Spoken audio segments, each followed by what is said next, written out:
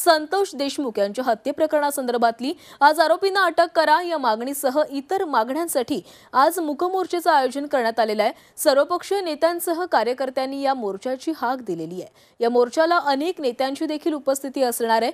बीड जिल्ह्यातील माजी आमदार आणि मंत्र्यांसह महाराष्ट्रातील अनेक नेते या मोर्चामध्ये सहभागी होणार आहेत। मोर्चा डॉक्टर बाबासाहेब आंबेडकर पुतळ्यापासून सुरू होऊन जिल्हाधिकारी कार्यालयावरती धडकणार आहे। सकाळी 11च्या सुमारास या मोर्चाला सुरुवात होणार आहे। तर सरपंच बीडमधील मस्साजोगचे सरपंच संतोष देशमुख यांच्या हत्येप्रकरणी ज्या आरोपींना अटक करण्यात आलेली नाही त्या आरोपींना त्वरित अटक करण्याच्या मागणीसाठी आज मूकमोर्चाचं आयोजन करण्यात आलेलं आहे। बीड जिल्ह्यामध्ये हा मोर्चा निघणार आहे। आंबेडकरांच्या पुतळ्यापासून या मोर्चाला सुरुवात होऊन तो जिल्हाधिकारी कार्यालयावर धडकणार आहे। या संदर्भात अधिक बोलूयात आमचे प्रतिनिधी विष्णू बुर्गे यांच्यासोबत। विष्णू, आज ज्या मूकमोर्चाचं आयोजन करण्यात आलेलं आहे त्या मोर्चामध्ये कोणकोणते महत्त्वाचे नेते उपस्थित राहणार आहेत? कारण जरांगे पाटील तर उपस्थित राहत आहेत, मात्र सर्व पक्षीयांनी या मोर्चाची हाक दिल्यानं इतर कोणकोणते नेते असतील?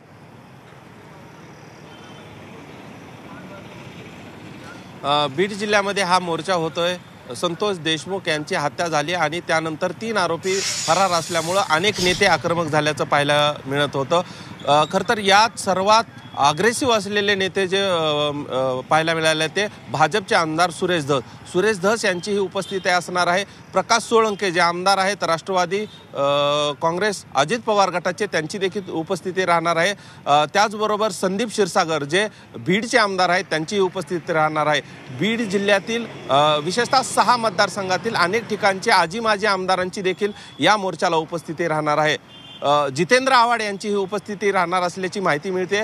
तर अंजली दमानिया ज्या सामाजिक कार्यकर्त्या आहेत त्यांनी देखील या प्रकरणामध्ये प्रखरतेनं हा सगळा घटनाक्रमासह बीडमधल्या ज्या रिव्हॉल्वर आहेत त्याचे अनेक फोटो शेअर केले आणि बीडमध्ये चाललंय काय अशा अनेक प्रश्न उपस्थित त्यांनी केले होते। त्यामुळं या मोर्चामध्ये अंजली दमानिया या देखील सहभागी होणार असल्याची माहिती मिळते। एकूणच बीड जिल्ह्यामधल्या आजच्या मोर्चाला जे संतोष देशमुख हत्या प्रकरण झालेलं आहे त्यामध्ये 3 आरोपी फरार असल्यामुळे न्याय द्या या मागणीसाठी आणि आरोपींना अटक करा या मागणीसाठी आज जो आहे तो सर्वपक्षीय लोकांच्या किंवा नेत्यांच्या वतीने हा बंद पुकारण्यात आलेला होता। आणि या सगळ्या या मोर्चामध्ये एकूणच सगळे नेते उपस्थित राहणार आहेत। महत्त्वाचं म्हणजे मनोज जरांगे पाटील यांची उपस्थिती असली तरी राजकीय लोक देखील या मोर्चामध्ये उपस्थित असणार आहेत। त्यामुळे हे नेते या ठिकाणी येऊन काय बोलणार याकडेही सर्वांचं लक्ष असणार आहे। 3 आरोपी फरार आहे याबद्दलच सगळेजण मोर्चात बोलणार आहेत।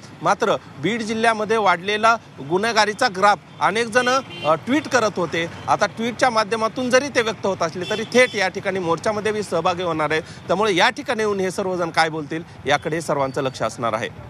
नक्कीच विष्णू, तर या मोर्चा संदर्भातली प्रत्येक अपडेट तुमच्याकडनं वेळोवेळी घेत राहू। तुर्तास धन्यवाद तुम्ही दिलेल्या माहितीसाठी।